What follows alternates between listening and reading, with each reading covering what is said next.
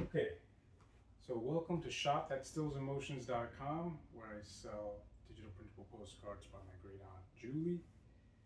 You can see this shirt is one of her art, but also photographs taken by my grandfather.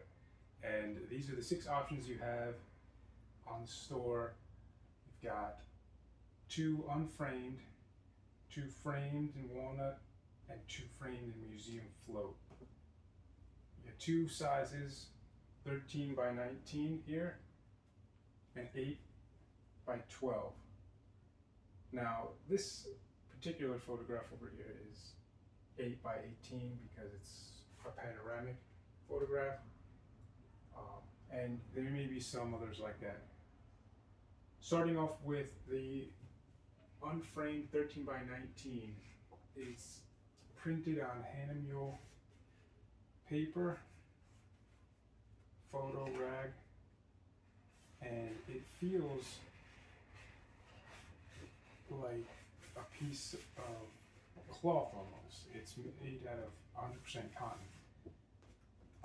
All the frame prints, these particular ones aren't, but after doing some research, this cotton will last longer than the cellulose these were printed on, so I'm going to just change them all cotton.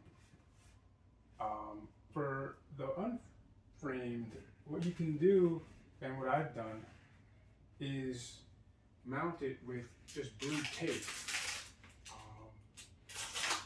And it works pretty well. It doesn't do much damage. When you take the blue tape off, definitely not to the wall. And there is a little bit of the paper peeling off. But if you're careful, you can take it off without any sign of damage. You could also get your own frame, or you can go to a shop to mount it on foam core. The best foam core, my grandfather used to say, is gator board. It never warps, it's durable, it's very light too. And he had a dry mount press and some dry mounted paper, so he was able to do that himself. Otherwise, you can find your own frame online very cheap, 13 by 19, 8 by 12. 8 by 10 is the common size. I chose 8 by 12 because many of his photographs looked better in 8 by 12 aspect ratio. And I didn't want to crop out some of the background details. So these are the unframed. The framed, each frame comes with its own nails and hook included. 13 by 19 walnut. This is the only choice I have in my store. Tribeca Printworks offers many choices. I just like the walnut, just keeping it simple for now. It's a brand new store. The museum float, if you're looking for an extra, I guess, sophistication or higher tier, I decided to put a museum float in there. It's got an edge, a white background edge. It's sort of raised from the layout here underneath the plexiglass. And again, it also comes with its own hooks. It's got these little jagged edges, kind of gives it a character.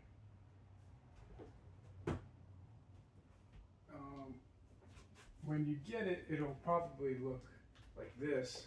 I picked this up at Tribeca Printworks, and one of these, this one, I actually did order and have it delivered. And you'll probably get in like a box like this. So that's basically it. I'll go through these one by one for each listing. The quality, the feel, Hahnemühle paper is known to be archival. The framing, just gives it a nice polished look. But if you're just looking for a great print to put on a wall, the paper itself would work with the tape, or you can go to a print shop, get it framed yourself or mounted on board, or just buy a cheap frame online. I mean, you know, it doesn't hurt my feelings.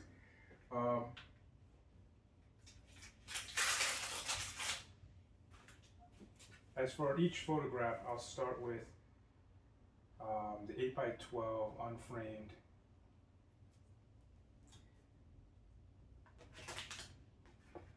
stick bowl.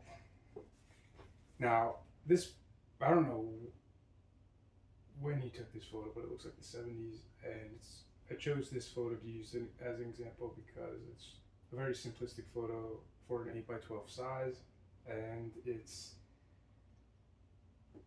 pretty, I guess, artistically unique. It's great timing, classic New York.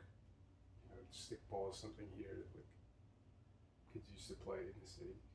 So when you look at this, you just immediately think of, wow, plus he's missing right here. Just a great photo, great timing. So the unframed 13x19. This photo, I chose this for a couple reasons. It just has a lot going on, and it also is nostalgic. But also because I mentioned to a photographer I met once in Bryant Park.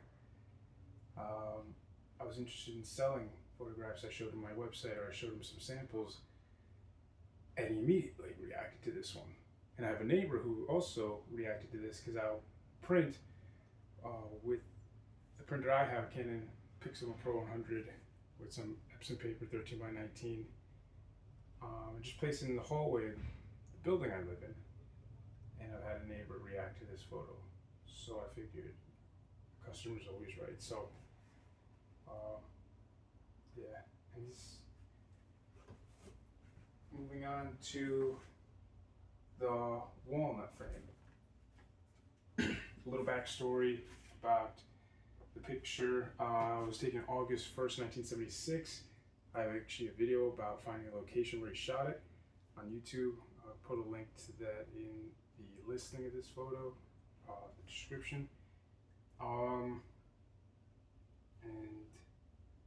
yeah, just the timing is incredible, the significance. I also scanned this negative myself.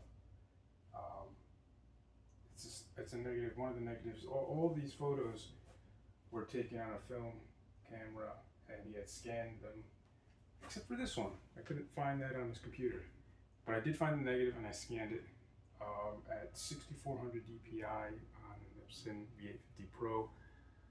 I was doing some research on how to do it, make sure I was very careful. And I've heard the 6400 is unnecessary. I think 3200 is really the max, but according to the software I was using, 6400 was the max, so I just went for it.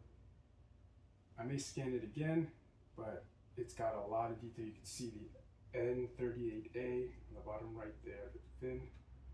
And on the computer, if I zoom in enough, you can kind of see a makeup of like people in there. Again, just incredible photo. Great moment. I'll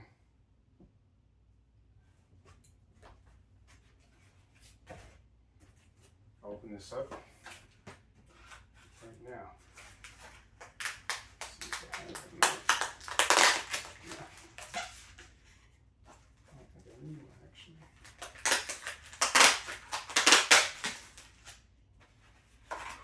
Yeah, this is pretty easy.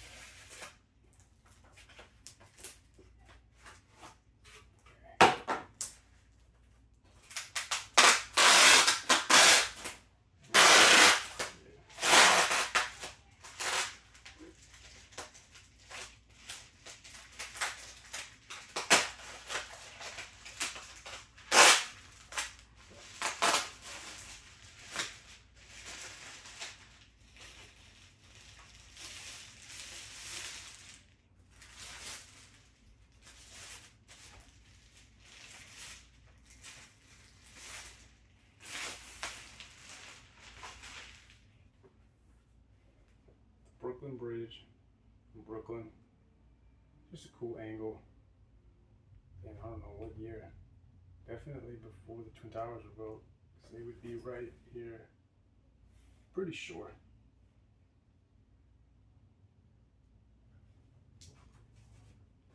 Oh, so this again comes with its own hooks and nails. Well, one nail for this one.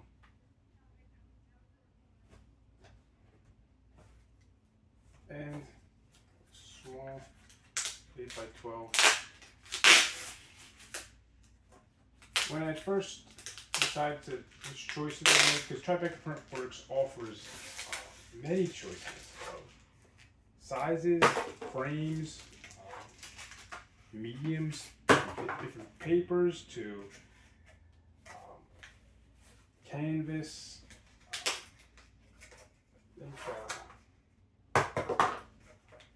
Aluminum, and something else, like a whole variety. So, because I'm starting off, I couldn't really commit to just putting them all on my website. Or I even had one customer. But maybe I'll be able to connect that one day. And if anybody's interested in a particular size and medium, feel free, you can message me at any time. These three seem just like a good start. And honestly, any of the two, a framed or an unframed, let's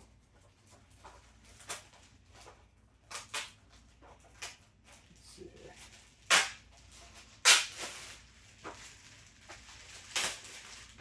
Alright. Yeah, so this photo also had a reaction from my neighbor and myself too, because when I was doing some testing for different sizes and which ones to choose and even pricing, I was using this photo all the time because it just kind of caught my eye. And it is an interesting photo. Just of a 70s taxi. That's my guess. Probably 70s, 80s. Because I've seen older taxis in the 60s and then 50s. I'd say like the 90s is when it started becoming maybe like square-like, and then maybe like that rounded-like. It was probably the early 2000s. As far as a design for a car, I think my favorite is like a 1980s Volvo. Although I'm biased because I grew up around those.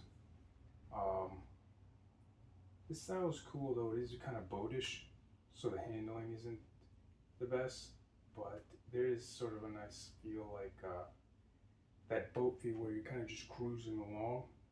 I've been in a car like this, it's Ford LTD, and yeah, you just feel like you have a lot of space.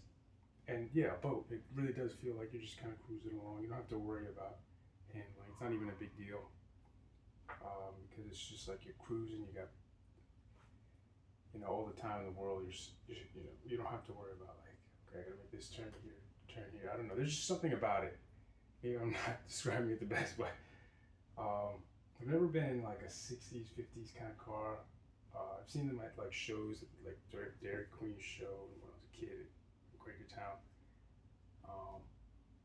And like, I guess, yeah, then after that, like 80s cars, 90s cars, that's where it started becoming extremely efficient. A little more narrower. Parts were probably starting to become more cheaper, you could say.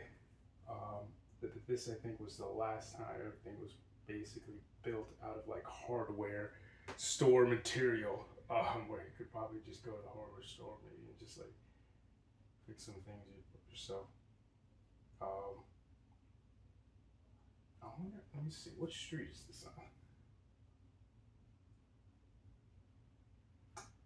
I'm not sure, my dad would know though. So again, yeah, my grandfather has a lot of photographs. These are the 6 I chose. They may be his best 6, they may not. He's got a lot of negatives he hasn't scanned I have to look through. But this is just a start. And if you're interested in anything other than what I've shown here, again, message me And yeah, I'm looking forward to posting more, going through more, and selling more, displaying more. Oh, these two. I've contacted 9/11 Memorial Museum, and I'd like these to be displayed. I'll just donate to them. I'd even like maybe one of these or both to be displayed with a huge canvas print in sections. I've been to the museum, toured it. It's like a 3-hour day commitment, maybe even more, because when I went, it was around like 10 a.m. I forget why. I think it was like during a work week, and I think I took the day off to do something else, and then I had free time.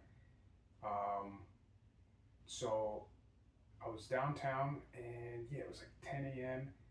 and I was in there, and I just kind of happened to follow along with the group, with the tour guide, and we were with him, yeah, for like 2.5 hours and 2 hours maybe. There is a section at point where there's a video where you could choose to go watch like a 15-minute video or just finish up the tour guide.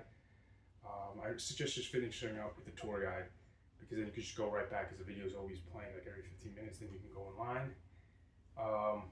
And after that video, so it's like 2.5 hours, 2 hours, 15 minutes. Then there's another section the tour guide didn't go through.